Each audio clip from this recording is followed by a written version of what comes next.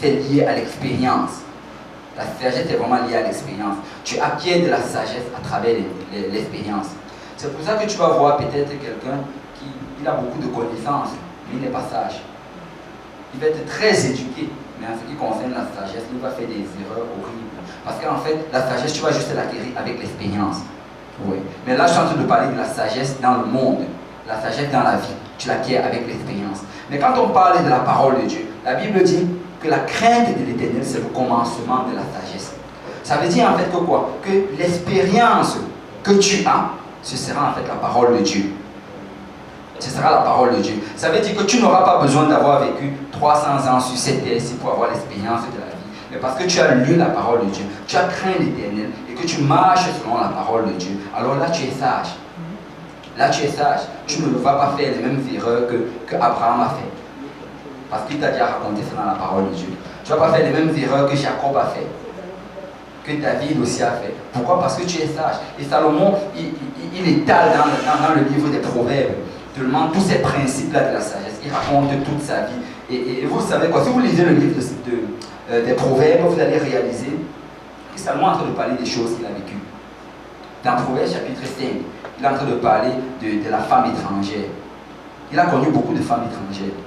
Alors c'est pour ça qu'il était capable de parler de cela. Il est en train de te donner des bons conseils. Il te dit que fais attention, éloigne-toi de la femme étrangère, parce qu'il dit que ses pieds mènent jusqu'au séjour des morts. Il dit que qu'est-ce qu'il dit? Il dit que ses lèvres distillent le miel, son palais est plus doux que l'huile, mais elle est plus amère que l'absinthe à la fin. Et qu'à la fin de ta vie, tu vas dire, ah, que si j'avais écouté la parole de Dieu. Tu vois, Salomon est déjà en train de tout te dire. Il te dit que c'est sûr, à la fin de ta vie, tu vas te dire ça parce que je me suis dit cela. À la fin, il y a quelque chose encore plus puissant, parce que je disais ça, et à la fin, en fait, du livre, si on peut me mettre Proverbe chapitre 5, je crois que c'est le verset 22. Voilà, ça dit, le méchant est pris dans ses propres iniquités, il est saisi par les liens de son péché. En fait, il dit, après tout cela, après t'avoir dit ce que tu ne dois pas faire, il te dit qu'à la fin, si tu décides de ne pas obéir à ce qu'il est en train de te dire, tu es méchant et tu seras pris par tes propres iniquités. Et tu seras saisi par les liens de ton péché. Ça veut dire qu'il y a des choses en fait qui risquent de te lier à travers cela. Peut-être que tu risques, je ne sais pas, d'avoir une situation, peut-être tu risques de te retrouver dans une position où tu vas être lié pendant un bon moment dans ta vie. Et le prochain verset, vraiment là-bas que je voulais arriver, 23. Il mourra faute d'instruction. Il va mourir pourquoi? Parce qu'il n'a pas écouté la sagesse. Il n'a pas écouté tout ce que la parole est en train de lui dire. Il chancellera par l'excès de sa folie. Vous savez, il y a quelque chose que nous les chrétiens avons souvent tendance à oublier. C'est que nous avons un Dieu juste. Et la Bible dit dans le livre de Galates qu'on ne se moque pas de Dieu. On ne se moque pas de Dieu. Ça veut dire que si par exemple tu te dis que oh, Salomon, tout ce que tu dis est vrai, je reconnais que c'est vrai, mais Dieu est un Dieu bon et je vais continuer à vivre de cette manière, mais après je vais demander pardon à Dieu, il va me pardonner et juste avant le son de la trompette, je vais faire la repentance et ensuite il va m'enlever. Regardez bien ce que la Bible dit ici. Non, je peux garder toujours le même verset. Il chancellera par l'excès de sa folie. Ça veut dire que quoi? Que à cause de ce que tu es en train de faire, en anglais en fait, est-ce qu'il y a la version d'Abi là-bas? Je crois que d'Abi c'est. Je crois que vous comprendrez plus si c'était une autre version. Il y a juste la King James. Voilà, ça dit ici. And in the greatness of his folly, he shall go astray. Ça veut dire en fait que quoi? Que alors qu'il sera en train d'abonder là-dedans, il va chanceler. Il va commencer à aller dans cette direction-là sans pouvoir plus s'arrêter. Il va y aller sans pouvoir plus s'arrêter. Et tu vas voir dans plusieurs endroits dans la Bible où, quand tu regardes les rois, l'histoire, les rois et les chroniques dans la Bible, tu vas réaliser qu'il y avait des bons rois en Israël, il y avait des mauvais rois en Israël. Et la plupart des mauvais rois, tu vas réaliser qu'à un certain moment, le Seigneur faisait quoi? Il retranchait juste leur vie. Il retranchait. Il les retranchait au plein milieu de leurs iniquités. Et c'est ça que le Seigneur va souvent faire. si on continue à aller contre sa volonté, à ignorer les instructions, à un moment, il va juste te retrancher. Il va te retrancher. Parce que il te donne assez de grâce. Et si tu te moques de sa grâce, il a dit, on ne se moque pas de moi. Amen. Amen. Donc c'est pour ça que la Bible dit, aujourd'hui c'est le jour du salut, maintenant c'est l'heure acceptable. Ne renvoie jamais à demain ta repentance vers le Seigneur. Donc la sagesse, c'est quelque chose qui s'apprend avec le temps. Et tu peux l'apprendre, la sagesse spirituelle en fait, dont il est en train de parler ici, c'est obéir à la parole de Dieu. Tu obéis à la parole de Dieu, ça t'évite de passer par beaucoup d'erreurs, par beaucoup de troubles dont tu n'aurais pas eu à passer par. Et c'est quoi l'intelligence? L'intelligence, en fait, la définition de l'intelligence, c'est, selon le monde, en fait, c'est avoir un bon sens analytique, ou bien un bon, comment est-ce qu'on appelle ça? Un bon sens de discernement. C'est-à-dire, je vais donner un exemple, par exemple. Un enfant, il peut être intelligent à l'école, intelligent en mathématiques, intelligent peut-être en physique, mais malgré cela, il n'est pas être sage.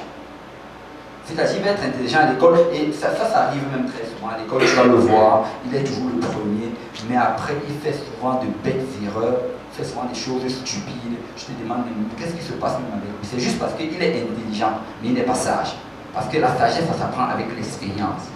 Et quand on parle ici là d'intelligence spirituelle, on est en train de parler d'avoir du bon sens, avoir le discernement.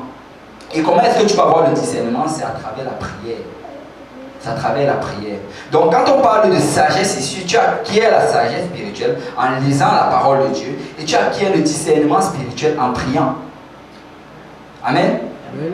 Donc quand Paul dit ici, je veux que vous soyez remplis de la connaissance de sa volonté. Et comment est-ce que vous allez être remplis de la connaissance de sa volonté? En toute sagesse spirituelle, qui est la lecture de la parole de Dieu, et en toute intelligence spirituelle, ou bien discernement spirituel, qui est la prière. Donc pour connaître la volonté de Dieu dans ta vie, ça prend que tu pries.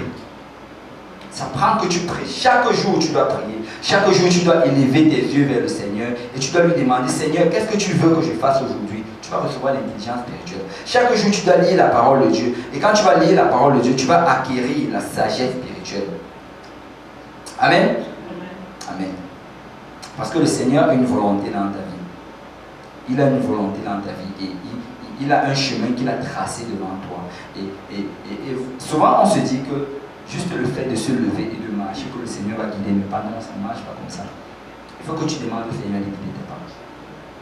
Tu dois lui demander de guider tes pas. Seigneur, guide mes pas aujourd'hui. Guide mes pas aujourd'hui. Parce que laissez-moi vous dire que le diable veut guider tes pas.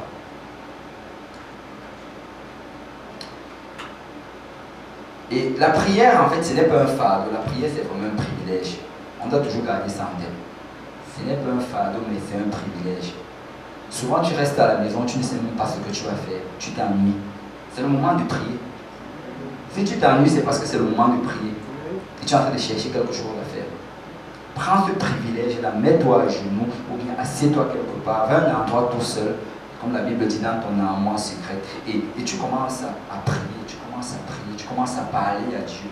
Tu parles à Dieu. Parce que c'est un privilège de prier. Et ensuite, le verset 10 nous dit ce qui va suivre si nous avançons dans la sagesse et l'intelligence spirituelle. Le verset 10 nous dit, pour marcher d'une manière digne du Seigneur. On est toujours dans Colossiens chapitre 1. Verset 10, pour marcher d'une manière digne du Seigneur. Ok. Que signifie marcher avec Dieu? On utilise d'habitude ce terme-là. Il faut que tu marches avec Dieu. Il faut que tu marches. Qu'est-ce que c'est? Ok, vas-y. Avoir une expérience continuelle avec Dieu. Toujours prier avec lui chaque jour. Avoir une expérience continuelle avec Dieu, toujours prier avec lui chaque jour. D'accord, d'autres vont encore ajouter une brique dessus. Marcher avec Dieu, c'est marcher dans la justice et dans la droiture. C'est-à-dire être un homme intègre devant Dieu. C'est-à-dire obéir à ses commandements, faire sa volonté chaque jour. C'est marcher avec lui. Dieu prend plaisir à ceux qui obéissent à sa volonté, à ceux qui mettent en pratique sa parole. C'est vraiment ça, être agréable à Dieu et marcher avec lui. Amen. Ok, une dernière personne, c'est la sœur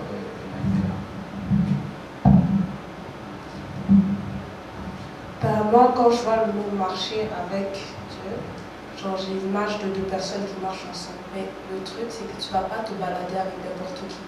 La plupart du temps, tu te balades avec quelqu'un avec qui tu es en intimité, avec quelqu'un en qui tu as une relation, vous parlez, vous avez une communication. Et c'est vraiment ça, c'est ça que ça reflète marcher avec Dieu. En fait, c'est bâtir une relation, une certaine intimité, une bulle avec lui. C'est ça, en fait, marcher avec Dieu, c'est pratiquement comme si tu marchais avec ton ami. C'est ça, quand on dit marcher avec Dieu, là, c'est comme si tu marchais avec Dieu. Imagine un peu si Jésus-Christ était avec toi. Et qu'il disait, ok, aujourd'hui, ou bien Jésus-Christ vient, il te dit, ok, ce mois-ci, on va rester juste ensemble. Je vais partir partout où tu vas partir. Je vais faire exactement tout ce que tu vas faire. Et je vais regarder tout ce que tu vas regarder. Je suis sûr qu'il y a beaucoup de choses qui vont sortir de ton programme. Il y a beaucoup de choses qui vont sortir de ton programme. Le truc, c'est que souvent, parce que on a du mal à saisir cela, on a souvent tendance à oublier que Dieu est avec nous, partout où on est. Il n'y a rien qui est caché à la face de Dieu. Il voit absolument tout. Il voit tout. Il est partout où tu vas. Il est vraiment là. Donc, marcher avec Dieu, en fait, c'est être conscient que Dieu est avec toi. C'est ça, marcher avec Dieu. C'est-à-dire, c'est avant de faire n'importe quoi. Seigneur, est-ce que tu veux que je fasse ceci? Est-ce que tu veux que j'aille à cet endroit-ci? Est-ce que tu veux que je prenne part à ce genre d'activité? Est-ce que tu veux que j'entre dans ces conversations-là? C'est ça, en fait, marcher avec Dieu. C'est quelque chose de tous les jours. Ce n'est pas quelque chose de temporaire, mais c'est quelque chose de tous les jours. Et regardez, dans Genèse chapitre 5, verset 22, ça c'est le premier personnage dont on nous dit qu'il a marché avec Dieu. Genèse 5, verset 22, la Bible nous dit, Enoch, après la naissance de Métusélah, marcha avec Dieu 300 ans. Waouh, il a marché avec Dieu pendant 300 ans. C'est-à-dire, chaque jour, avant de faire n'importe quoi, Seigneur, est-ce que tu veux que je fasse cela? Imaginez cela pendant 300 ans. Essayez d'abord de faire ça pendant un jour. 300 ans. Il engendra des fils et des filles. Tous les jours d'Enoch furent de 365 ans. Donc peut-être les 65 ans premiers de sa vie, il ne marchait pas avec Dieu. Mais à un certain moment, il a réalisé que waouh, il y a un Dieu. Waouh, il est intéressé à chacune des choses que je fais. Et si quelqu'un pouvait peut-être réaliser ça aujourd'hui, que waouh, il y a un Dieu, il est intéressé à chacune des choses que je fais. Maintenant, à partir de maintenant, je vais marcher avec lui. Je vais marcher avec lui. Je vais marcher avec lui. Et on dit donc qu'il a marché avec Dieu, verset 24. Et Enoch marcha avec Dieu. Puis il ne fut plus parce que Dieu le prit. Tu sais quoi, si tu marches demain avec Dieu à un certain moment, il va te prendre. Il va te prendre. Et ça, c'était le premier exemple de l'enlèvement. Le Seigneur est en train de nous donner un message ici, que ce sont ceux qui vont marcher avec moi que je vais prendre. Si tu marches avec Dieu, il va te prendre. Et marcher avec Dieu, il y a une différence entre marcher avec Dieu et courir avec Dieu. Vous savez, il y a certaines personnes qui, quand ils viennent à Dieu, dès le premier jour, ils commencent à s'embarquer dans toute chose qui est possible. Et tu vois, il est en feu pour le Seigneur. Et c'est bien d'être en feu pour le Seigneur. C'est bien d'être en feu. C'est bien d'essayer de prendre part.